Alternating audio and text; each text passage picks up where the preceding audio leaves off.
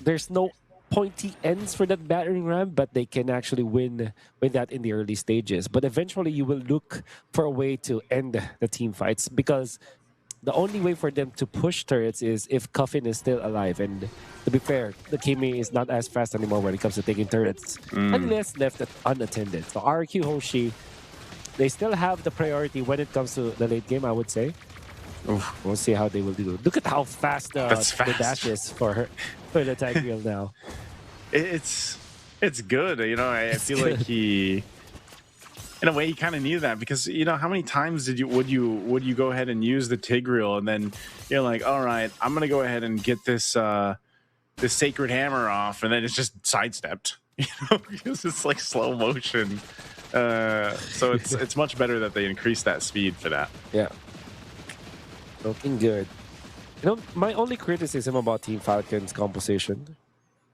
Well, I have many criticisms, but What's the main one? What's the main one? The main one is usually you pick up the Kalea, you combo it with a burst hero. Of course, the Kimi can eventually take out whoever gets lifted and dragged by the Kalea, but the Kimi will not always be in there to output the damage. So you typically pick up somewhere along the lines of a Lancelot or maybe even a carry, a Farsa. Kimi might not be enough here as a combo for the Kalea. That's why even with this first pick Kalea, it kind of feels like it's not as successful as Team Falcons would want it to be. To be fair, I really like the first 3 picks from Team Falcons. I just don't like their choice of Akai plus Alice. It's their last 2 picks. Akai is great, but the Alice might not give them what they need in this game. Oof, look at that burst. Wow. First blood going in the hands of Team Falcons. Rins was the target even with the Purify, man. He was gone in an instant. So with that, they'll go ahead and start up this turtle. First one of the game. RQ Hoshi wants to go ahead and contest it and fight it through. Dyron jumping in on Cuffin. Swinging that sword. Cuffin can't get away. They do trade it out. Susujin falls, so this should be a turtle going in the hands of Team Falcon. Toy gets a kill on Sanji. RQ Hoshi, are they going to back off this? It's Boy and Troll. I don't think they're going to be able to get more, so they trade objective for kills. Tyrant's utilizing all of his combo for they go for Rins. That's a great option. Big tsunami slam. Again. Wow, Rins, man. He's not having a good time here, Wolf. Back-to-back deaths on that same spot for Rins. This time didn't have the Purify. Now Boyet, they're poised to take this purple buff, but this is 6 seconds before his Retribution is off cooldown. Sutsujin has the Retribution, so I don't know why they're making this play at all. Oh, what? Sutsujin did not know that he could have been there. But of course, he probably did not know, actually. Exactly, because he died during the turtle fight. He might have just assumed that the Akai did not retreat during the turtle. That's insanity. No, won't be able to pick up Sano. Could attempt there from Toy, but a nice lockdown with the spin. Keeping him there. Boyet still healthy enough. Sano finally going down with a fettered airstrike right on target. Sutsujin 1 HP away. He'll be able to survive a tsunami slam. Edok sacrificing himself. And they do survive, keeping Sutsujin alive. But man, Team Falcons, though, they're willing to take these fights, and this is going to be a lot of extra gold now in the hands of them. And Troll didn't have the best combos with him, but he's already 2-0-3. The first pick, Kalea, coming up from Team Falcons, didn't even waste a second picking it up. The moment that they saw that it was open, they picked it up for themselves. And Troll shows to us how it's done. 2-0-3 with this rogue Kalea. Oof. Sanji trying to get away. Dyron, though, and Sutsujin should be able to pick up a kill. Stun with the Mountain Shocker. A good pickup there for RQ Hoshi. Turtles coming up here. Team Falcons getting in position, and this is, once again, Edok doesn't have a flicker available, but might still be able to utilize that implosion again. A lot faster here on the Tigreal now, especially with that Sacred Hammer, but they'll take this slowly. Susujin still working on his orange buff. Boyet in position. And they'll just stall it out. They might even just give this up as he just goes for his purple instead. Looks like that's going to be the play here for RQ Hoshi. Just going to give it up. Not going to waste. They are just going to farm on this Season Chain. I think this has got a lot of catching up to do. Rarely does Akai have the advantage over the Yisun, but because of the turnout of the early game, Team Falcons have found their opening. 1-0 and 4 for Boyet. 100% kill participation. Him and Troll has been all around the map. And the usual suspect there is Rids. Picking up kill onto that far sub allows them to still teamfight after an extended clash. Yeah, good stun there, but it looks like they're going to reinitiate after Troll was able to escape. A last insanity going to be used. Sano will survive, but it looks like just a pure disengage on both sides after ultimates were thrown. But RQ Hoshi still holds on to the battle spells. Toy's going to try to get out of here. Little strike plus the slam coming down. Toy will go ahead and flicker, staying alive barely with some of the regen there with that Brave Smite emblem, but they aren't going to be able to get a turret. Tier 1 on the bottom side here for Team Falcons. Might be a push trading up top unless Sanji can do something about it, but they will trade turrets. Tier 1 up top now for RQ Hoshi. That's the fleeting time available for the Kalea. That's why they kept on just pounding RQ Hoshi with these initiations. We'll now find a kill on the Toy, but they did find a push up down the bottom lane. Unfortunately for them, RQ Hoshi have already pushed up top, so there's not a massive lead that Team Falcons have built when it comes to the gold. And we're yet to see this CC get activated. Ooh. Okay. A little weird what happened implosion there. I think it was the wall, or it probably was. Yeah, something that was odd. That's not the implosion I know. Yeah, that's not an implosion I know as well.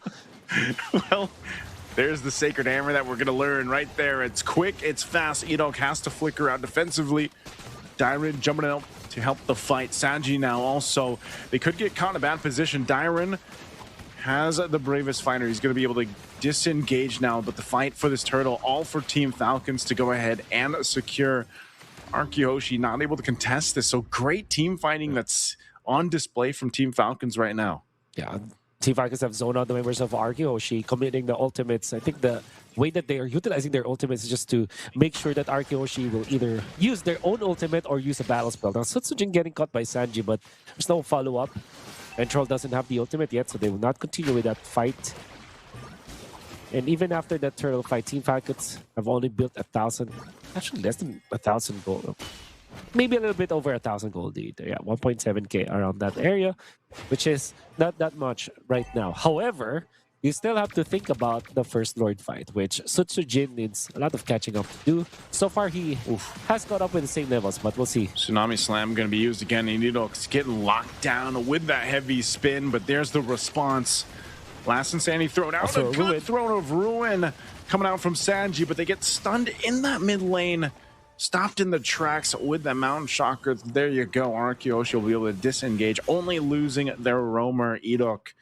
But again, Team Falcons, they're taking the fights. They're lining things up here and playing around this composition they have. They're going to be in a good position to contest for this objective, that Lord, when it does come up, just like how they have for these turtles. And so we'll see. The adjustment that needs to be made is actually from RQ Hoshi here, Wolf. They've got to find that favored setup that this composition is supposed to give them. And unfortunately, they haven't just been able to find that right target, or it's been Team Falcons that has started that first and are actually really getting value out of this Akai pick even. Yeah. And the good thing about this is for Team Falcons that there's no one dying on their side whenever they go for the engage. Now, RQ Hoshi, it has been a long time since they have gotten a kill. They're stuck with 4 kills as of this moment. Team Falcons, between the Kalei as well as this Akai, with both having 2-0 and 4. You can see how well coordinated they are. Now the Lord fight commences. Commencing on through for this turtle. Oh, there's the implosion. There's the setup, bringing him back so quickly. Heavy spin going to be used as well, but Cuffin dealing with Dyron all over. He has no space to work with. Oh, he gets some airtime, and Dyron can actually capitalize on the kill. And now RQ Hoshi might decide to re-engage on Sanji here. He's still got the Gleam available. Troll jumps in to body block for him.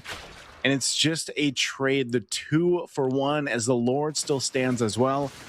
RQ Hoshi with a bit of a numbers advantage, but Team Falcons, they'll be back in fighting form to contest this Lord if they can get here in time. Bigger Gotf coming up from RQ Hoshi. This time the Edok Tigreal. Stuff of legends that we've seen before. Finally finding the good opening, and you can see how quick the dash is once again. Rinse, and now supplementing the damage. And of course, RQ Hoshi is there to supplement this implosion.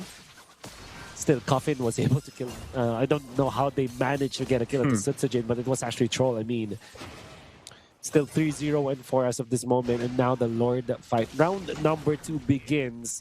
All ultimates available for Team Falcons as well as RQ Hoshi. Fighting for this Lord to break out. Cuffin in position. Susujin's going to make his way. Oh, Cuffin. Dyran already jumping forward. Landchecker going to be down 2. And it does go for a reset. Not a full one. Not sure if Boyet's still given the call to go ahead and continue this on.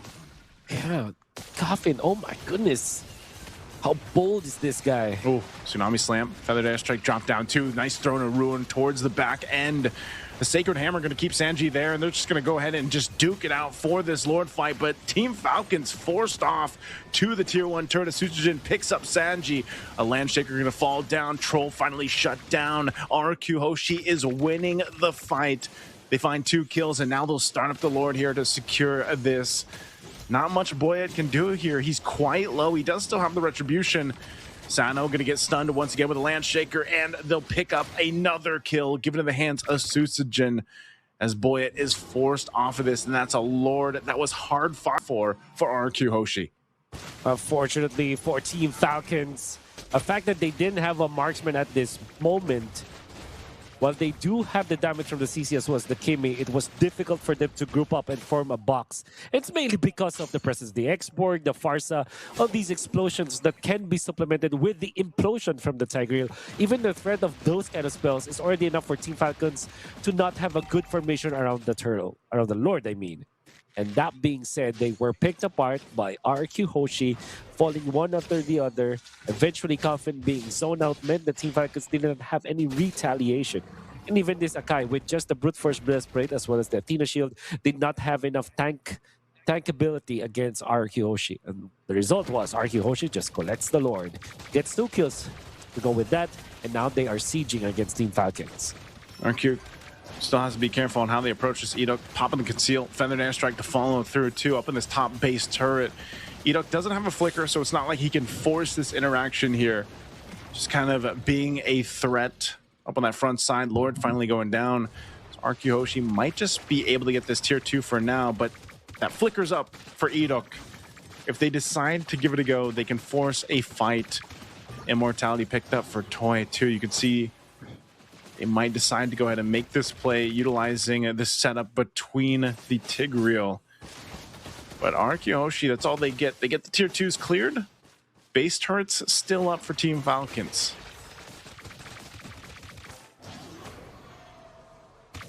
Gonna be a tricky situation now for Team Falcons because we are at 13 minutes and they should be winning at this point. Just like in the first time we saw this utility jungler plus double fighter setup where they kind of just run out of steam come the late game.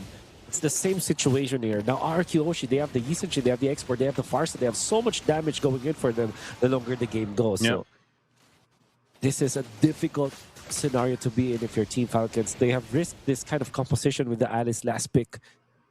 The Akai made a lot of sense. I think it was a good pick, but that Alice now, Sanji has not proven yet to us how good that pick was.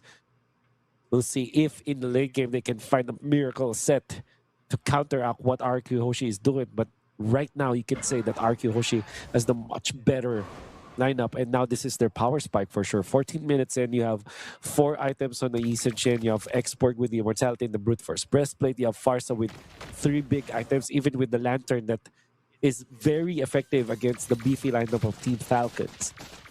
They have all the tools that they need now. RQ Hoshi, all they need to do now is to team fight properly. That's what it comes down to a lot of the times at this point in the game here. Wolf is that team fight around these lords. Now, it isn't an evolved lord just yet. Those seem to be more of the, obviously, the crucial ones, but a lot of the cases, again, average game time is you know, around this point, even a lot of games ending off that first Lord sometimes. So RQ Hoshi getting in position. Edok the one to keep an eye on, deciding if he's going to go ahead and start the fight up with the implosion or how they decide to set this up. The heavy spin alone from Boyet actually is causing some havoc in terms of setting things up. And like you mentioned, I think this is the time for Sanji to make this work. A lot of times he's thrown out the Gleam and then showed up towards that back line and thrown a Ruins, but he does have the Winter Crown now too, so might give him a better option to get that favorable positioning against RQ Hoshi if they can make it. You know, set up now for RQ Hoshi.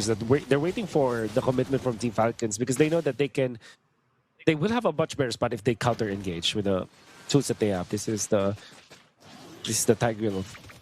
We know for sure that if they start the fights, then Akai can just disengage with the ultimate, and it might not be the best scenario for them. They're not on the rush. They don't have to make the first move this time.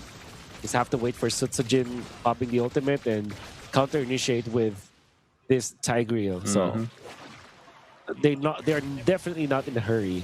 In fact, the Farsa is low pushing the bottom lane, interestingly. They will have to call on Rins now. Yeah, they're going to have to...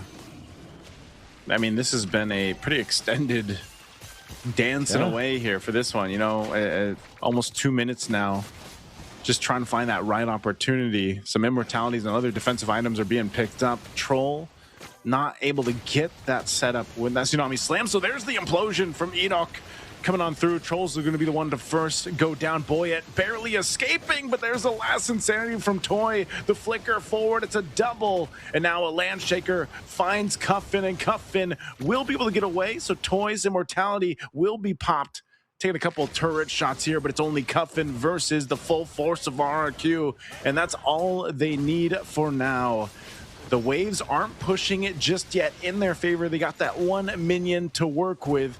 Can Cuffin delay this? He's going to be pushed off forward. Mount Chakra to stun him. A great stun, a great play, and a great team fight for a great series. RQ Hoshi will take game 3.